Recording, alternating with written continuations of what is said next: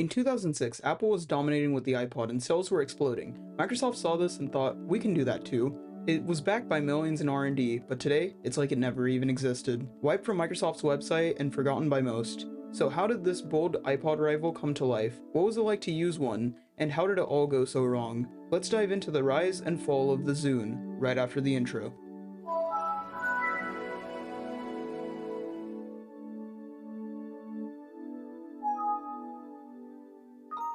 In order to understand how the Zune happened, we must travel back to 2004. Microsoft released MSN Music, a competitor to iTunes, as a marketplace for music. This struggled heavily as it used Microsoft's own in-house DRM, which was only supported under Windows Media Player, and not even on the future Zune. But remember this, as it's crucial to the future of the Zune. After the failure of MSN Music, Microsoft shifted its focus towards MP3 players, leading to the Zune beginning development. Microsoft worked with Toshiba to develop the hardware for the Zune, codenamed Argo. The design for the first Zune was based on the Toshiba Gigabeat S, which was developed simultaneously with the Zune. Microsoft took MSN Music's store component and turned it into the Zune Store, the Zune's equivalent to iTunes for iPod, supporting both the ability to purchase content and sync directly to the player. After completing development, Microsoft was ready to compete with Apple, launching the Zune 30, the first ever Zune, in 2006. It featured a 30GB hard drive, the same as the one used in the iPod, a 3-inch display, Wi-Fi support for syncing to the computer, playing games, and purchasing content on the device, and a circular direction pad for navigating the UI. It boasted a battery life of 12 hours for music and 3.5 hours of video playback, all at a launch price of $249.95 in the US. On paper, the Zune should have beat out the iPod with its bigger screen, Wi-Fi support, and on-device marketplace. However, the Zune 30 had a limited format support and worse battery life than the iPod Video of the time. Now hang in there, because the naming scheme of the Zunes was quite confusing, so I'll give each set of Zunes a specific nickname. In 2007, Microsoft released the Zune 4 and 8, along with the Zune 16 in 2008. I'll refer to these three as the Zune Nanos for this video. They were intended to compete with the iPod Nano, and as the name suggests, they had 4, 8, and 16GB of storage respectively. They came in at $79.99, $129.99, and $179.99 respectively. These three Zunes featured the new Zune Pad, a touch-sensitive button that replaced the circular direction pad of the Zune 30. This used swipe-based navigation gestures, right and left swipes to move between menus and up and down to scroll, and clicking to select. They also had the same Wi-Fi functionality as the Zune 30. While this Zune was overall better than the iPod Nano, they still flopped, due to being too late to the party and poor marketing. Also, at this time, the iPod Touch and iPhone had been released, which dealt blows to the MP3 player market. Also in 2007, Microsoft released the Zune 80 and Zune 120 to compete with the iPod Classic. I'll refer to these as the Zune 2 for this video. Both were $249.99, with the 120 replacing the 80 in 2008. This was the final hurrah for the Zune, featuring a slightly larger screen than the first Zune 30 and the upgraded Zune Pad for navigation. The 2007 Zunes were finally upgraded with batteries that competed with the iPod line, but those were the only upgrades, as they featured the same issues that plagued all other Zune models, which we'll get into soon. However, if you think that the Zune is done for now, you'd be wrong.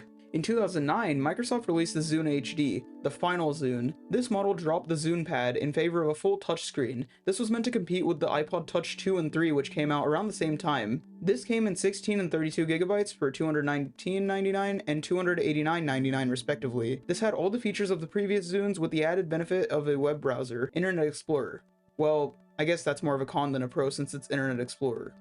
The Zune HD still failed to gain traction as it was late to the game, and many people were moving to having only an iPhone or an Android phone. There was also low marketing and limited app and game support, especially compared to the iPod Touch, which had the same operating system and app store as the iPhone. Overall, people really liked the social nature of the Zune with the ability to squirt songs to your friends.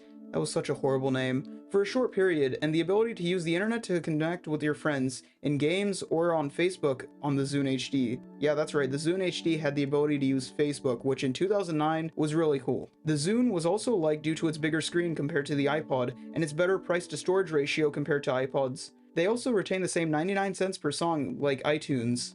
Now that we've gone over the history of the Zune, let's take a look at the Zune user experience.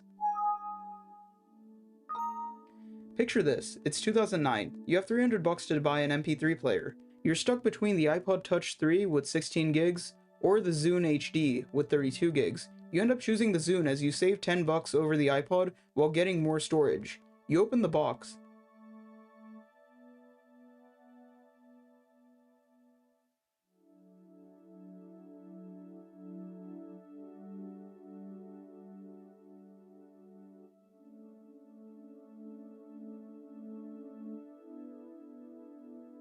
and you find the Zune, its charger, and some headphones. The Zune feels so premium with an all glass and metal build.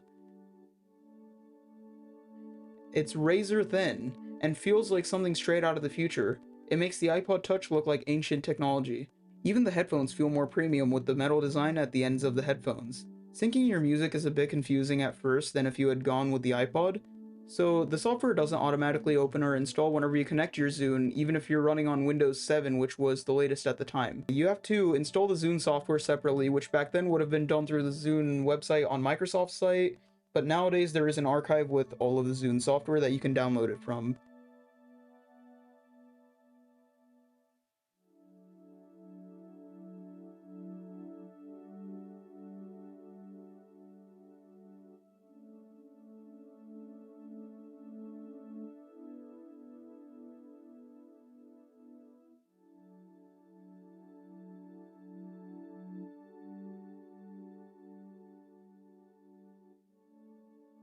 To sync, you just drag your music files onto the Zune icon in the corner of the app, and it just starts copying everything over. However, after getting past syncing to your Zune, you explore the new Metro UI. It looks clean, sleek, and easy on the eyes. The UI has nice transitions and animations. Changing the volume is a bit confusing at first, as you click the side button and then all the music controls appear on screen, but the UI's sleek design continues into this control menu too. The UI was very similar to what you would soon see on Windows Phone 8 in the future, and the navigation, it took a bit getting used to, but it had a nice premium design to it. The device feels so premium for those who'd use the device specifically for music, movies, and TV shows. It's perfect. The failure of the Zune can be attributed to different things. One of the bigger ones was timing. The Zune came too late and didn't bring a compelling enough offer. When the first Zune came out, the latest iPod video was already selling extremely well, and the Zune had DRM limits and a much shorter battery life. The iPod was an established brand name at that point, while the Zune was still struggling to get its name out. The Zune Nanos didn't succeed as the iPod Nano was already such an established product line that most people decided to choose the iPod Nano over the similar smaller model Zunes, as they still didn't have the best reputation built, especially after the Zune 30, and the iPod Nano had been around for 2 years prior. The Zune 2 models, while having many redeeming qualities compared to the iPod, still fizzled out due to the beginning of the rise of smartphones and the iPod Touch, which had also led to reduced sales in the iPod Classic.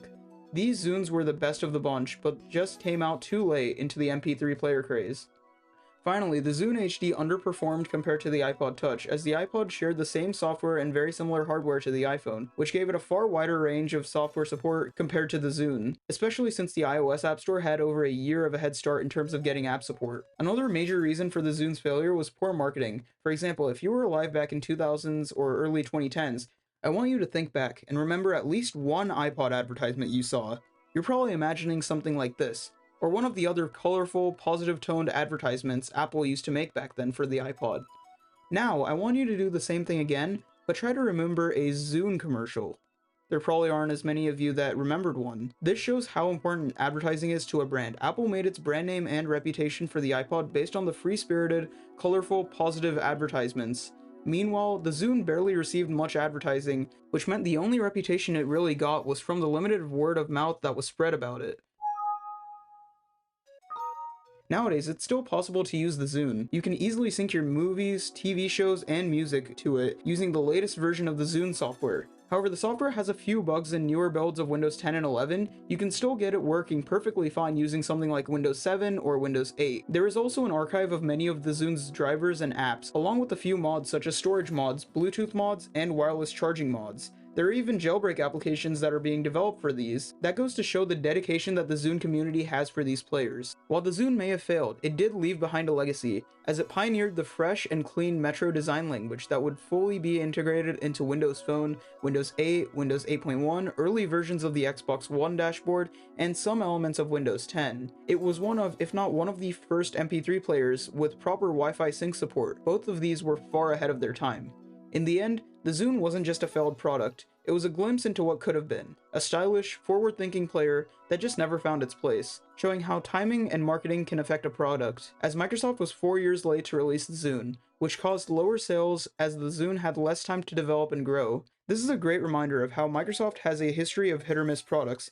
Windows 11 isn't the first miss. I hope you guys enjoyed today's video. Make sure to like, subscribe, and stay safe. And I'll see you guys in the next one. Bye!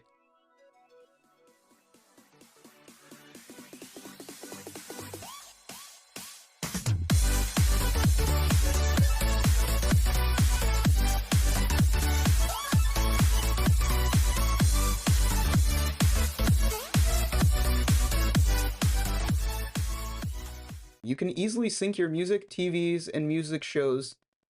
Wait, what?